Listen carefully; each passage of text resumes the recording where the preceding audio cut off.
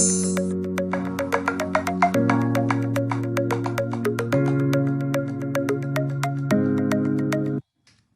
Guys, welcome to our C tutorial. तो आज का हमारा टॉपिक है what are operators in C. तो आइए देखते हैं सी में ऑपरेटर्स क्या होते हैं। तो जब भी हम अपने सी प्रोग्राम में कोई लॉजिकल या मैथमेटिकल ऑपरेशन को परफॉर्म करते हैं तो उनमें हम कुछ सिंबल्स का यूज़ करते हैं, जिन सिंबल को हम ऑपरेटर बोलते हैं। जैसे ए प्लस बी, तो यहाँ पे जो प्लस है वो एक ऑपरेटर है। ए माइनस बी, यहाँ पे जो माइनस है वो भी एक ऑपरेटर है। तो आइए देखते हैं कि जो ऑपरेटर हैं वो कितने टाइप के होते हैं। तो आप देख पा रहे हैं कि ऑपरेटर्स जो होते हैं सी लैंग्वेज में हमारे वो 6 टाइप के होते हैं। कौन कौन से होते हैं? Arithmetic operator, relational operator, logical operator, bitwise operator, assignment operator और कंडीशनल ऑपरेटर। तो एक एक करके देखते हैं कि ये सारे ऑपरेटर्स क्या होते हैं। अर्थमेटिक ऑपरेटर्स, तो यहाँ पे आप देख रहे हैं जितने भी हमारे मैथमेटिकल कैलकुलेशंस हैं वो करने वाले जो ऑपरेटर हैं वो अर्थमेटिक ऑपरेटर कहलाते हैं। अर्थमेटिक कैलकुलेशन जो हमारी होती हैं वो करने वाले ऑपरेटर्स अर्थमेटिक ऑपरेटर कहलाते हैं। जैसे plus, minus, multiply, divide, mod, modulo आपको जो रिमाइंडर निकाल के देता है। इंक्रीमेंट और डिक्रीमेंट, जो दो प्लस और दो माइनस के साइन हैं इनको बोलते हैं इंक्रीमेंट ऑपरेटर। प्लस वाले को बोलते हैं इंक्रीमेंट ऑपरेटर और माइनस वाले को बोलते हैं डिक्रीमेंट ऑपरेटर। ये जो ऑपरेटर होते हैं ये आपकी उस इंटीजर वैल्यू में +1 कर देते हैं और जो डिक्रीमेंट वाला होता है वो -1 कर देता है। चलिए आगे देखते हैं।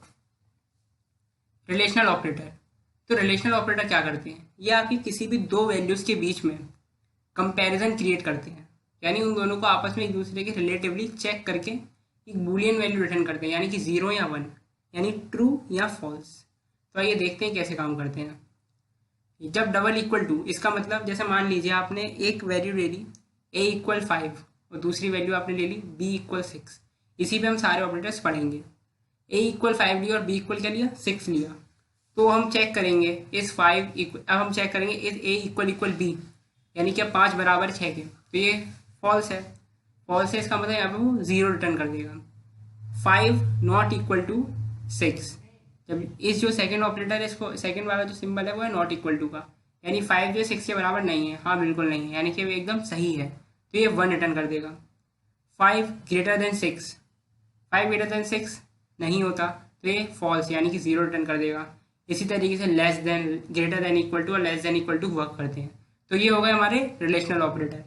अब आगे देखते हैं लॉजिकल ऑपरेटर। लॉजिकल ऑपरेटर क्या होते हैं? आपने शायद लॉजिक गेट्स पढ़े हों या ना पढ़े हों, तो मैं आपको बताता हूँ। ये कुछ लॉजिकल ऑपरेशंस होते हैं जैसे एंड, और नॉट।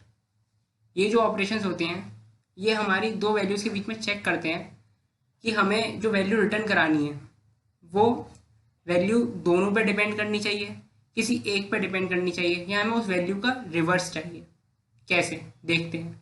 जैसे मान लीजिए जब आपको एक कंडीशन लगा रहे हैं, उस कंडीशन में आपको देखना है कि जो आपने एक इंटीजर वैल्यू दी है वो या तो 0 से बड़ी हो या फिर 100 से छोटी हो। इसका मतलब क्या हुआ? आपको एक वैल्यू देनी है 0 से लेकर 100 तक के बीच में, यानी कि उस वैल्यू को 0 से बड़ा भी होना पड़ेगा और 100 से छोटा भी होना पड़ेगा, तभी वो आपका इनपुट जो है वो सही माना जाएगा। तो ऐसे में आप किसका यूज़ करेंगे? ऐसे में आप यूज़ करेंगे एंड का, यानी कि आपको दोनों कंडीशन सेटिस्फाई करानी है। यानी कि ए जो है, जो आपने एक वैल्यू ली है वो आपकी 100 से छोटी भी होनी चाहिए और 0 से बड़ी भी होनी चाहिए। ऐसे में आप एंड का यूज़ करेंगे। और का यूज़ कब करते हैं? और का यूज़ जब करते हैं जब आपको ये है कि या तो ये वैल्यू सही हो जाए या फिर ये सही हो जाए। ज़रूरी नहीं कि दोनों वैल्यू आपकी सही हो, कोई भी एक वैल्यू आपकी सही हो सकती है तो आपका काम हो जाएगा। तो इस केस के लिए हम लेते हैं, मान लीजिए कि आप कोई प्रोडक्ट को सेल कर रहे हैं। तो प्रोडक्ट सेल करने के लिए आपने दो कंडीशन लगाई हैं, या तो आप जो सामान खरीद रहे हो वो 2000 से ज़्यादा का है, या फिर आपके पास कोई कूपन पहले से दिया हुआ है, आपने कोई कूपन कोड अप्लाई कर रखा है। तो आप क्या देखेंगे?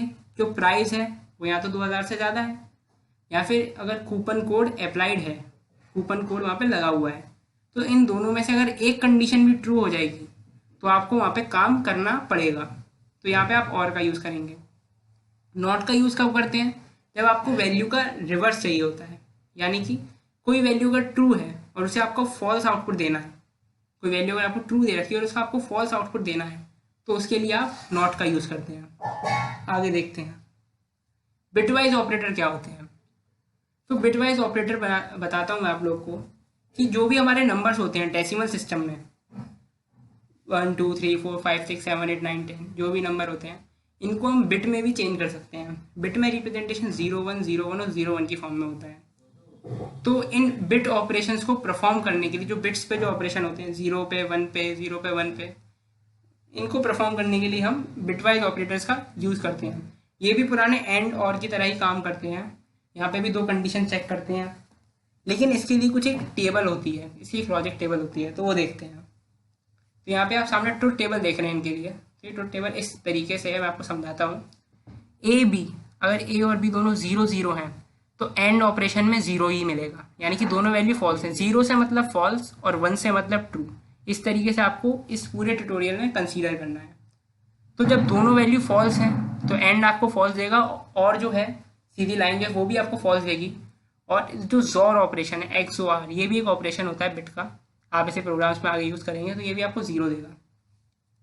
जब दोनों में से कोई एक वैल्यू ट्रू होती है तो हमारा जो एंड ऑपरेशन है वो स्ट्रिक्ट है इस बात पे कि आपकी दोनों वैल्यू ट्रू होनी चाहिए। अगर दोनों वैल्यू ट्रू नहीं होंगी तो वो आपको फॉल्स ही रिटर्न करेगा। लेकिन जो और है वो इसका उल्टा है बिल्कुल। और क्या कहता है कि आपकी कोई एक वैल्यू भी अगर सही हो जाती है तो आपको ट्रू मिल जाएगा। जो जोर ऑपरेशन है वो क्या कहता है कि अगर आपकी कोई एक वैल्यू ट्रू है और एक वैल्यू फॉल्स है तो आपको ट्रू मिलेगा। अगर दोनों वैल्यू आपकी सेम है, या तो फॉल्स फॉल्स है या फिर ट्रू ट्रू है, तो आपको फॉल्स ही मिलेगा। देखते हैं आगे ऑपरेटर्स। असाइनमेंट ऑपरेटर्स क्या होते हैं? असाइनमेंट ऑपरेटर जो होते हैं वो हमारे बेसिकली हमारे वेरिएबल में वैल्यू असाइन करने के काम आते हैं। यानी कि किसी वेरिएबल में हम कुछ असाइन कर रहे हैं, a = 5 किया यानी a की वैल्यू 5 हो गई, b = 7 किया, b की वैल्यू 7 हो गई, और a = हमने b कर दिया तो a जो b में 7 था वो a के अंदर आ गया। तो ये असाइनमेंट करने के काम में आते हैं। प्लस इक्वल का क्या मतलब होता है? प्लस इक्वल का मतलब देखिए नीचे आपको समझ आ जाएगा।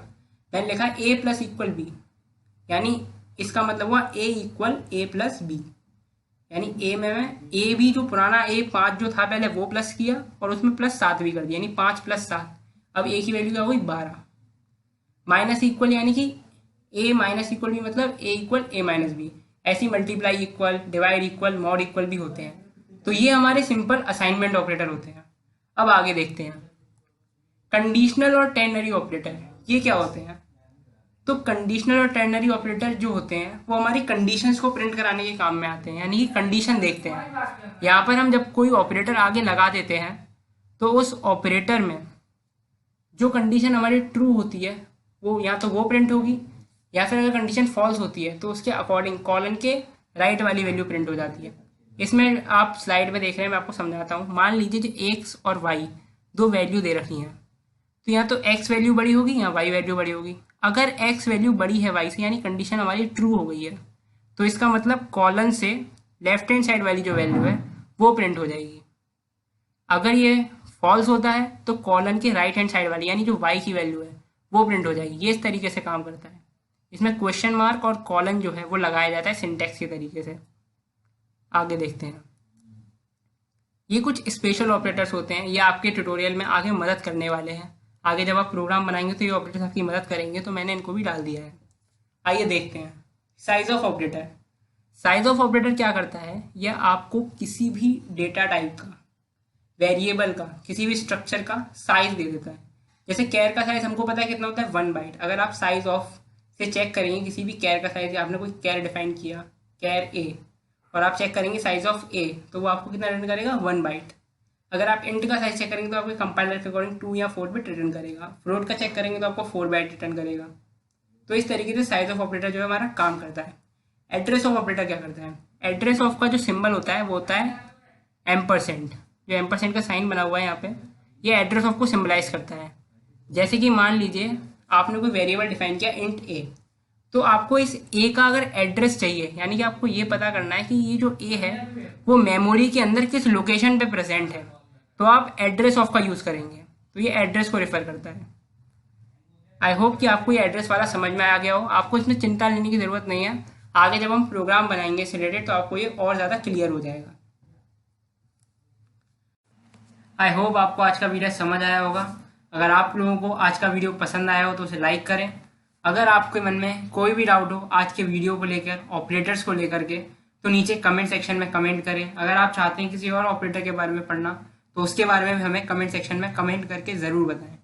आपको आज का वीडियो अच्छा लगा हो तो लाइक करें, हमारे चैनल को सब्सक्राइब करें और हमारे साथ जुड़ें हमारे एक सी ट्यूटोरियल के एक पार्ट बन के। अगर आप लोग चाहते हैं कि आपके जो दोस्त हैं वो भी इस प्रकार की वीडियो देखें और सीखें तो उन लोग को आज का वीडियो ज़रूर शेयर करें। Thanks for watching.